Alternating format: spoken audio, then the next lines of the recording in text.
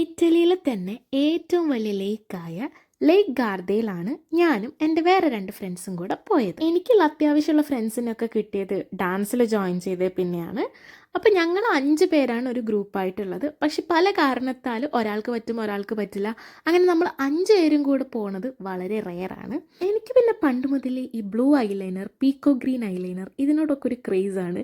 ഇപ്പം ഞാൻ കുറച്ച് കൂടുതലായിട്ട് ഈ ഐസിലൊക്കെ കുറേ ബ്ലൂ പരീക്ഷണങ്ങൾ നടത്തി വരാറുണ്ട്. ലേക്ക് ഗാർദ ബ്രഷ്യ എന്ന് പറയുന്ന പ്ലേസിനും മിലാനിനും ഓൾമോസ്റ്റ് മിഡിലായിട്ട് വരുന്ന ഒരു സ്ഥലമാണ് കേട്ടോ.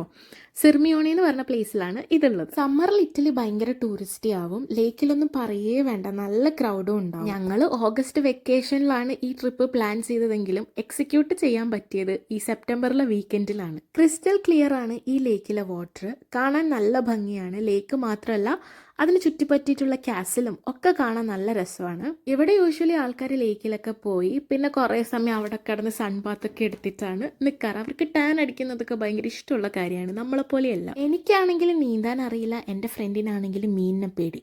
ഞങ്ങൾ രണ്ടും പക്ഷെ ലേക്കിലേക്ക് ഇറങ്ങി. എന്നാൽ സാൻഡ് പോലെയല്ല, പെബിൾസ് ആയതുകൊണ്ട് തന്നെ അവിടെ നിൽക്കാൻ നല്ല ബുദ്ധിമുട്ടായിരുന്നു. അങ്ങനെ കുറേ സമയം വെള്ളത്തിൽ കളിച്ചിട്ട് കരയിലിരിക്കുമ്പോഴാണ് ഈ പുള്ളിക്കാരൻ അൺഎക്സ്പെക്റ്റഡ് ആയിട്ട് കയറി വന്നത്.